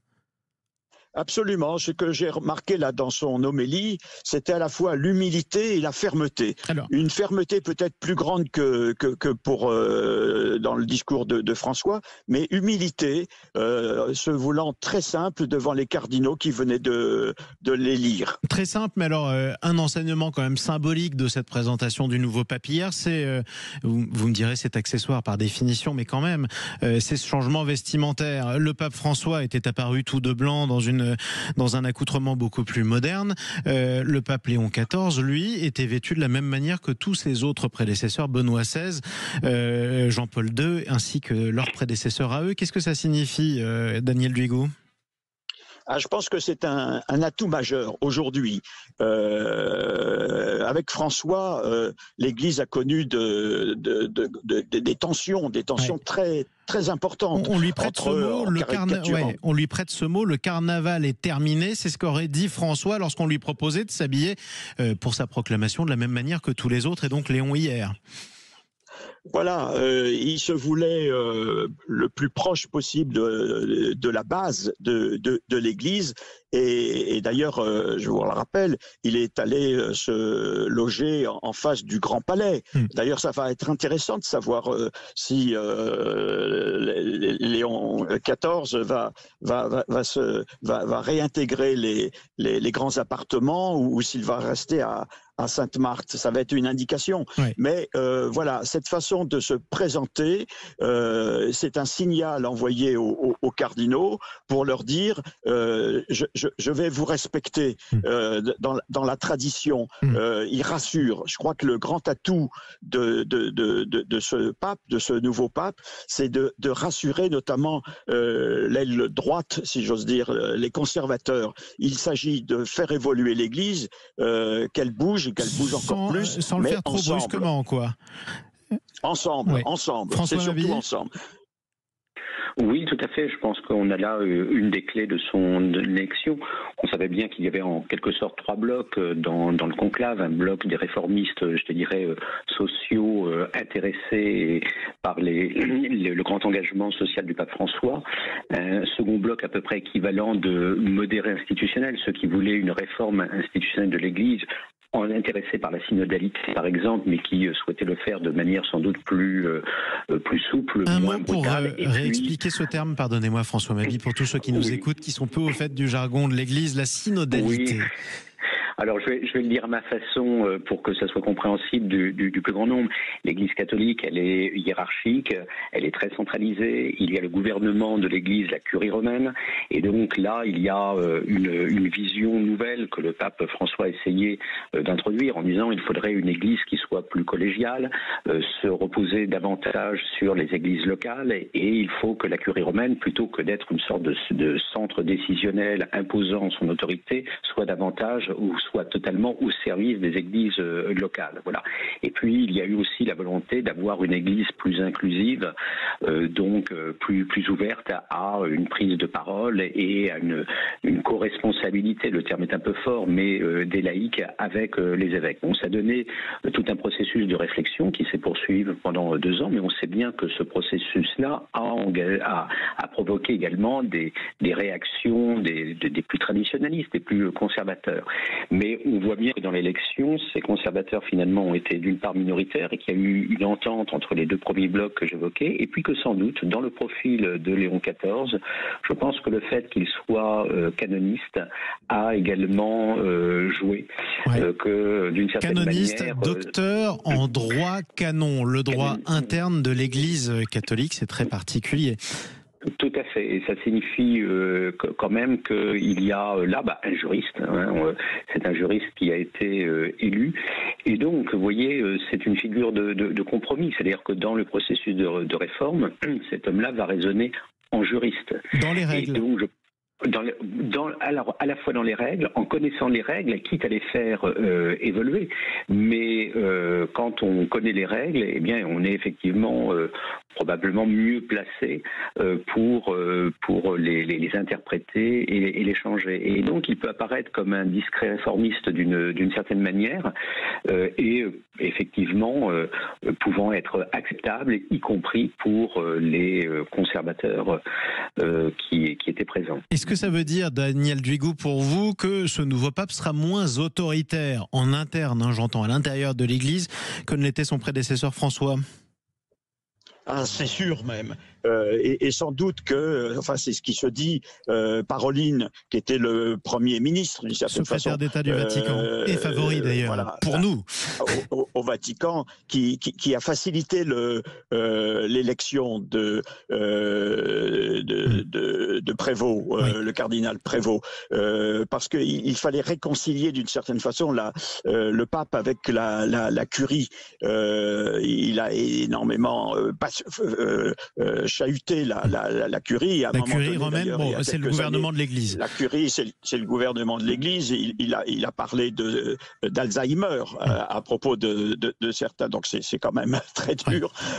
Et ils n'ont pas tellement apprécié. Et là, c'est important, alors que François a quand même modifié la gouvernance de l'Église pour faire en sorte que les églises locales, comme on le disait tout à l'heure, ne soient pas au service de la curie, mais le contraire, que la curie soit au service des églises locales. Il y a quand même eu des modifications adoptées par le pape François.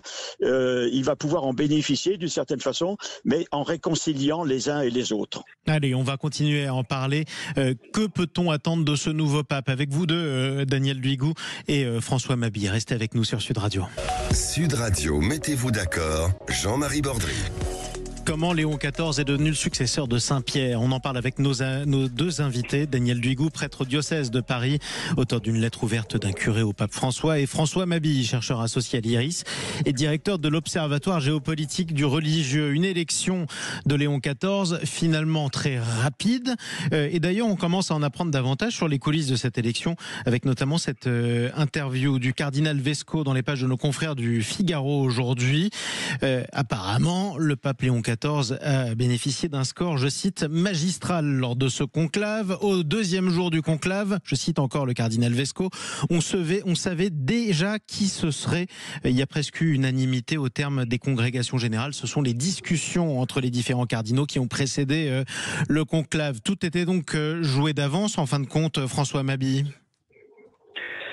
Non, pas vraiment. Je pense qu'effectivement, on a vu, comme je le disais, les deux courants principaux se mettre d'accord sur des grandes orientations.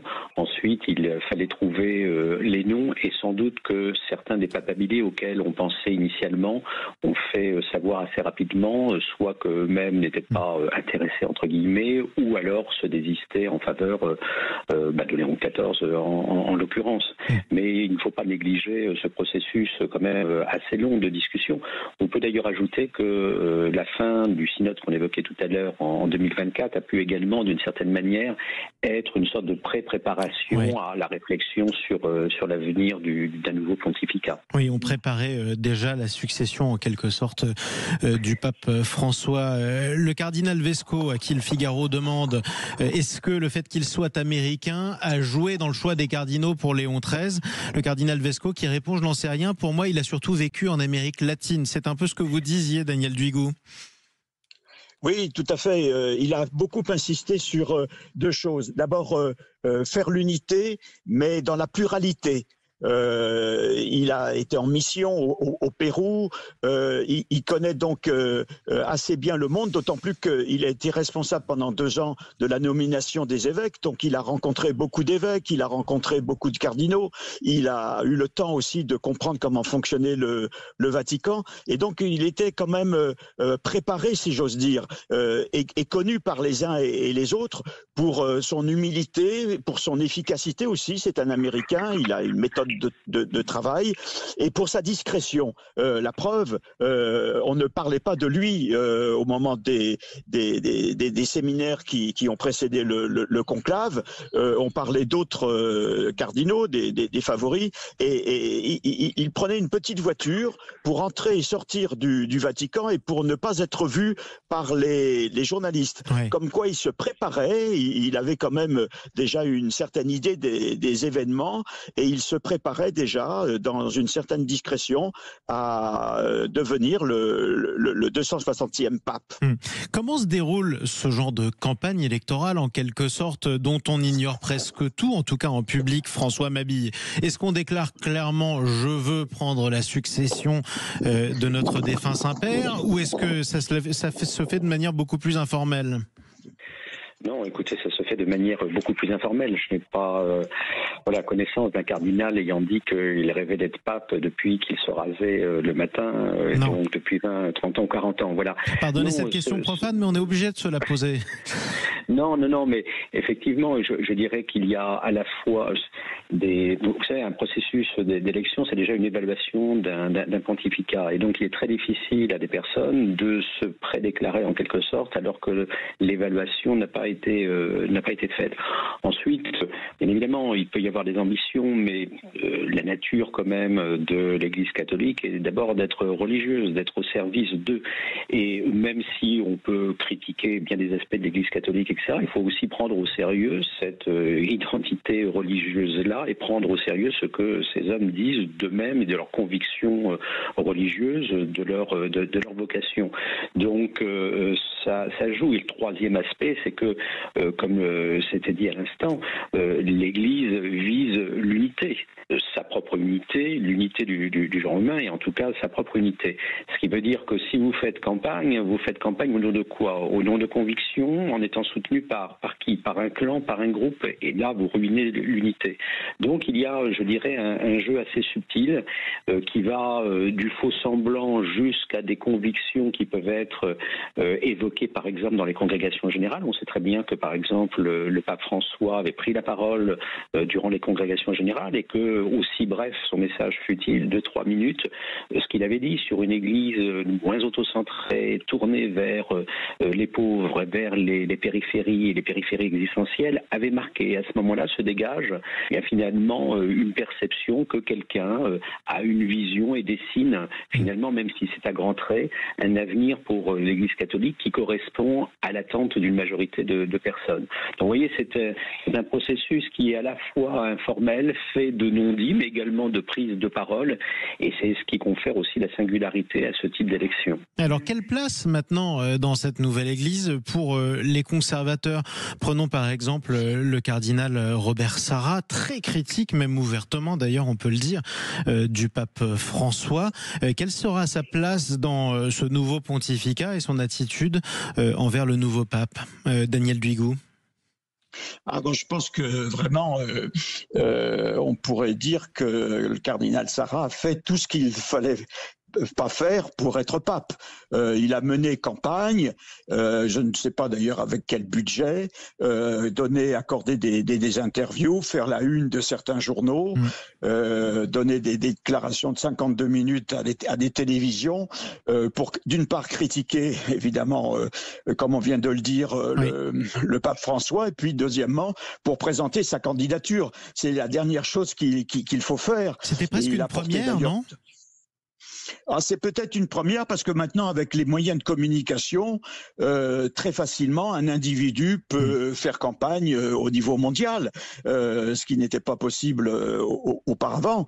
Mais ça montre aussi, pour être critique, à quel point, mais ça peut aussi concerner des réformateurs, à quel point on peut être dans un certain délire à vouloir faire Église seule. Et le conclave nous montre, effectivement, comme ça a été très justement dit, qu'il s'agit de vivre l'Église et pas avoir une ambition personnelle pour une autre Église. Et pour conclure, François Mabille, qu'est-ce qu'on peut attendre comme réforme de ce nouveau pape Léon XIV? Est-ce qu'il peut y avoir des avancées? On en parle beaucoup en Europe, probablement moins dans le reste de la planète, des avancées sociétales en direction, par exemple, des divorcés à nouveau, ou alors des femmes, l'ouverture de l'Église aux femmes, ou encore des droits des homosexuels? Écoutez, moi je pense que ça sera un pontificat de maturation, c'est-à-dire que le pape François a eu le mérite d'ouvrir d'innombrables dossiers, peut-être trop d'ailleurs pour le temps qui lui était imparti, et donc ce pape-là se trouve d'une certaine manière obligé de reprendre ces dossiers-là. Donc je pense que il va d'abord falloir qu'il désamorce les tensions internes, et donc la thématique de l'unité ecclésiale va s'imposer. Ensuite, sur les questions qu'on évoquait de synodalité, disons de réforme ou de rééquilibrage dans l'Église catholique, là il va avoir effectivement un dossier important, mais qu'il va sans doute traiter, comme on le disait, comme juriste. Je doute fort, très honnêtement, que sur la doctrine il y ait des avancées. En revanche, sur les thématiques, puisqu'on évoquait l'évangélisation, la mission, sur les thématiques de la culture et de la spiritualité, je dirais une Église conversante avec les chercheurs de sens et les différentes religiosités populaires, je pense qu'il y aura sans doute là des éléments intéressants à suivre. Daniel Duigou, le pape Léon qui a parlé hier, qui a souhaité évidemment que la paix soit avec tous les fidèles qui l'écoutaient. Est-ce qu'on peut espérer un pape diplomate à une époque où les guerres sont de plus en plus nombreuses et d'autres menacent à l'horizon? Je pense que, d'autant qu'il est américain et qu'on ne peut pas oublier Donald Trump, on va scruter ses interventions et qu'inévitablement il y aura une dimension politique, d'autant plus aussi que avec Donald Trump, Poutine et d'autres, il y a une sorte de révolution au niveau des rapports internationaux, et c'est la loi du plus fort qui semble l'emporter. Alors que en parlant de paix, Léon XIV a posé la problématique de vivre ensemble sur la planète, une planète qui est d'ailleurs menacée par l'évolution du climat. Et puis, il a pesé lors de son homélie, là, ce matin, sur la problématique du sens. Et il a parlé de perte de sens aujourd'hui, perte de sens de la vie, et il a aussi parlé du super-homme, de ce que les nouvelles technologies, les nouvelles sciences pourraient faire advenir un certain transhumanisme. Et donc c'est un homme à la fois qui interroge à la fois l'évolution politique au niveau de la planète, mais aussi la problématique du sens. Quel homme pour quel monde de demain? Eh ben, en tout cas, on en reparlera. Pourquoi pas avec vous. Merci beaucoup, Daniel Duigou, prêtre au diocèse de Paris, auteur d'une lettre ouverte d'un curé au pape François. Merci à vous, François Mabille, également. Merci beaucoup. Chercheur associé à l'IRIS et directeur de l'Observatoire géopolitique du religieux. Cette émission et ces entretiens à retrouver évidemment en podcast sur sudradio.fr, sur la chaîne YouTube de Sud Radio également. Restez avec nous. On va se retrouver dans quelques instants, juste après les informations de 13h en compagnie d'Elsa Ruot. Vous retrouverez Jacques Pessis, les clés d'une vie. Aujourd'hui, celle de son invité. Il s'agit de l'animatrice Laurence Boccolini. On les retrouve juste après les infos de 13h. Bonne journée.